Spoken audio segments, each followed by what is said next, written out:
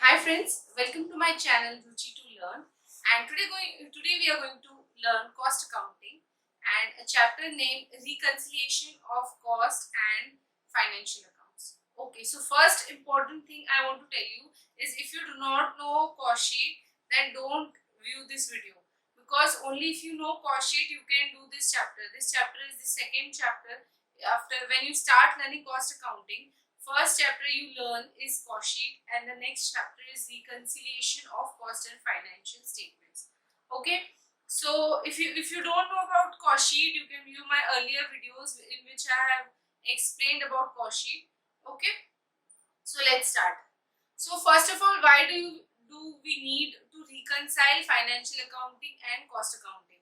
Financial accounting क्या होता है? Financial accounting is financials, that is balance sheet and P&L as per Companies Act 2013.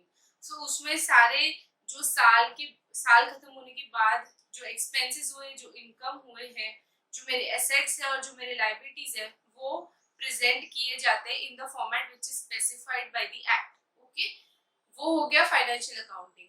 दूसरा हो गया कॉस्ट अकाउंटिंग. कॉस्ट अकाउंटिंग में कॉस्ट शीट में क्या करते हैं हम, तो मेरे कस्टमर को मैं क्या प्राइस कोट करूं मेरे माल का, मेरे गुड्स का, तो वो मैं कैसे करूंगी? तो मैं पहले टोटल कॉस्ट निकालूंगी, उसमें मेरा प्रॉफिट ऐड करूंगी और उसके बाद मुझे मिलता है मेरा फाइनल सेलिंग प्राइस.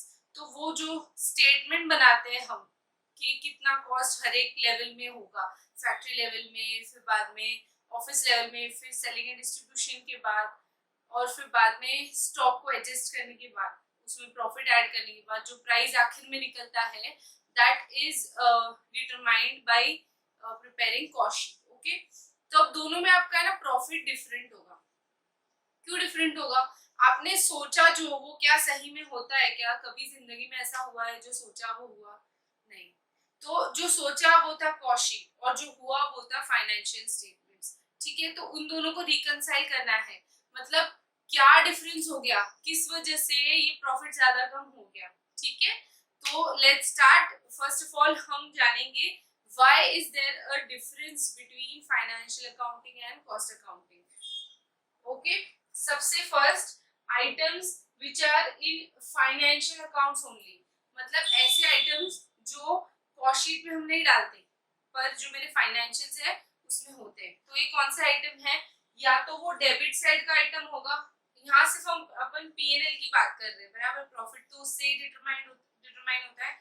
तो P&L के डेबिट साइड में ऐसे कौन से एक्सपेंसेस है जो हम कॉस्ट शीट में नहीं डालते? वो एक्सपेंसेस जो हम पहले सोच नहीं सकते, जैसे कि इंटरेस्ट ऑन लोन, एफडी. आपको पता है क्या कितना पैसा सेव होगा और उसमें कितना इंटरेस्ट मिलेगा एफडी का? और क्या तुम वो इंटरेस्ट ऑन एफडी अपने कॉस्ट में इंक्लूड करके सेलिंग प्राइस में डाल दोगे? नहीं. तो ये आइटम हम कॉस्ट शीट में नहीं डालते.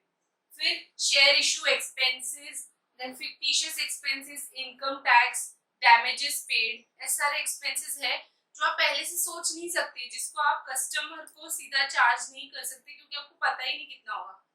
साल खत्म होगा उसके बाद आपको पता चलेगा कितना इनकम है और कितना इनकम टैक्स है, बराबर. तो आप पहले से कैसे उसको एज्यूम करोगे? तो वो ऐसे एक्सपेंसेस है जो फाइनेंशियल अकाउंटिंग में तो डाल दिए हमने और कॉस्ट शीट में नहीं डाला, तो इस वजह से प्रॉफिट में चेंजेस हो गया. फिर क्रेडिट साइड में, मतलब ये सारी इनकम जैसे कि dividend income, interest receive, rent receive, refund मिल गया, तो ये सारी कौन सी इनकम है? सेल्स को छोड़ के सारी इनकम है. कॉस्ट शीट में सिर्फ और सिर्फ सेल्स इनकम डाली जाती है, वो भी एस्टिमेटेड. ठीक है, पर जो एक्चुअल्स है वो अपने को साल के एंड में पता चलते हैं कि भाई मुझे सेल्स के अलावा इंटरेस्ट भी मिला, डिविडेंड भी मिला, रेंट भी मिला, बराबर. तो अब यहाँ इनकम ज्यादा हो गई फाइनेंशियल्स में, बट कॉस्टिंग में तो हमने डाला ही नहीं, इस वजह से प्रॉफिट भी तो डिफरेंट आएगा. समझ गए? तो this is items only in financial accounting. फिर items in cost accounting only. ऐसे कुछ आइटम्स होते हैं जो हम कॉस्ट अकाउंटिंग में डालते हैं बट वो एक्चुअली में खर्चे नहीं होते. तो ऐसा क्या है? Notional income and notional expenses. अब ये क्या होता है? जैसे कि मैं मेरा खुद का क्लासेस ओपन कर रही हूँ. Okay, I have my own classes रुचि to learn and I teach there. ठीक है, तो क्या मैं मेरे ही कंपनी से खुद की सैलरी ले सकती हूँ? नहीं ले सकती ना। मैं एक जेब से निकाल के दूसरी जेब में कहाँ डालूं? वही चीज हो गई। मेरा प्रॉफिट और मेरा सैलरी एक ही चीज हो गई। तो फाइनेंशियल अकाउंटिंग में अलग से मेरी सैलरी नहीं दिखेगी।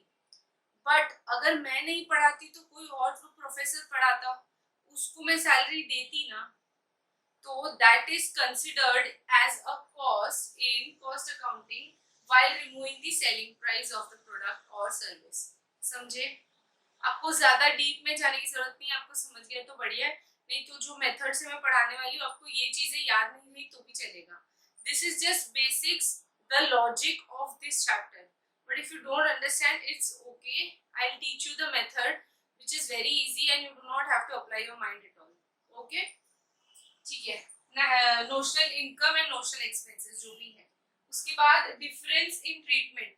तो ऑब्वियसली मैंने जो सोचा था कि मेरा लेबर का, मेरा जो ओवरहेड्स का खर्चा है वो एक्चुअली में होगा क्या सेम टू सेम। आपने सोचा था कि मेरा इलेक्ट्रिसिटी है ना 100 रुपये होएगा, क्या एक्चुअली में 100 रुपये होगा? 101 तो होगा, 99 तो होगा, एग्जैक्ट तो नहीं हो सकता।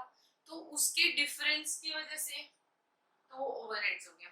फिर डेप्रिसिएशन की रेट के डिफरेंस की वजह से हो सकता है। डेप्रिसिएशन की rate companies act fixed rate बताती है, बट कॉस्ट शीट में हम हमारे हिसाब से ले सकते हैं। अगर हमें लगता है कि कंप्यूटर 1 साल ही टिकेगा तो उसको 100% डेप्रिशिएट कर दो, बट कंपनीज एक्ट बोल रहा है कि उसको 50% करो। तो फाइनेंशियल्स में तो 50% ही करना पड़ेगा, बट कॉस्ट शीट में पूरा 100% कर दो, तुम्हारी मर्जी है। तो इसकी वजह से डिफरेंस तो होगा ना।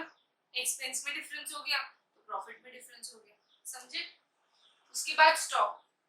ऑब्वियसली स्टॉक में भी वैल्यूएशन में डिफरेंस होगा ही। आपने कॉस्ट शीट पढ़ा होगा तो आपको पता होगा, कॉस्ट शीट में cost of closing stock is valued at cost of production, बराबर। बट फाइनेंशियल्स में किस पे रिकॉर्ड होता है? या तो कॉस्ट ऑफ प्रोडक्शन और net realisable value, whichever is lower, समझे? तो इस वजह से भी डिफरेंस होगा। तो ये इसका लॉजिक है, क्या डिफरेंस होते हैं और क्यों हमें रिकंसाइल करना है। हमें रीजन देखनी है कि इस आइटम की वजह से कितना चेंज हुआ, इस आइटम की वजह से कितना हुआ और इसकी वजह से कितना, समझे? तो अब मैं आपको एक इजी मेथड बताऊंगी सॉल्व करने का, बट ये लॉजिक था, इसको आप एक बार जॉट डाउन कर लीजिए ताकि आपको अगर एग्जाम में ऑब्जेक्टिव्स आए तो you can answer very easily. Okay friends, welcome back. So earlier I had explained you the difference, why there is a difference between cost accounting and financial accounting. Okay, so now we'll see how to reconcile both of them. Very easy format. You have to just remember P&L format which we had learned when we started learning accounts. See what you have to do. First of all, in the description of my video I have given you the question which I have taken as an example to teach you how to solve it. Okay, so please refer that and then look at the video. Okay, let's start. So first step, what you have to do, two point of views can be done. Either you can start with financial profit or you can start with costing profit. I am starting with financial profit, financial accounting point of view. Okay, so that means our starting point will be the profit as per financial statements. Okay, so that is given. This part is given. Okay, so read the question. There it is mentioned that profit as per financial accounting is 56,600. Okay, so that means profit कहाँ जाता है? Profit goes to the debit side, बराबर. Just remember where we put in the P&L. Okay, to net profit 56,600 ये डाल दिया। अब start posting the items which are named there. जैसे कि goodwill written off 1,500, goodwill written off है तो financial accounting में डेबिट साइड जाएगा। This is your working note, so you don't have to see कैसे आप डाल रहे हो, कैसी हैंडराइटिंग है, कैसे प्रेजेंटेशन है। This is just your working note, so you can write it रफली also. Okay, so to goodwill return of 1,500, depreciation as per financial accounts भी डेबिट साइड जाएगा, opening stock as per financial account debit side जाएगा, closing stock as per financial account credit side जाएगा, transfer fees received, कोई भी income other than sales received है तो मतलब वो फाइनेंशियल अकाउंटिंग में ही मिला है। ठीक है, तो वो 200 आ गया। फिर कॉस्ट अकाउंटिंग के बारे में क्या कह दिया है, opening stock, depreciation and closing stock. Okay, तो ये सारी पोस्टिंग्स पहले आपको कर देंगे। फिर ये देखो कि यहाँ कुछ कॉमन है क्या, जैसे कि यहाँ ओपनिंग स्टॉक 13,000 है, क्या ये 13,000 है? नहीं, तो आप कुछ मत करो।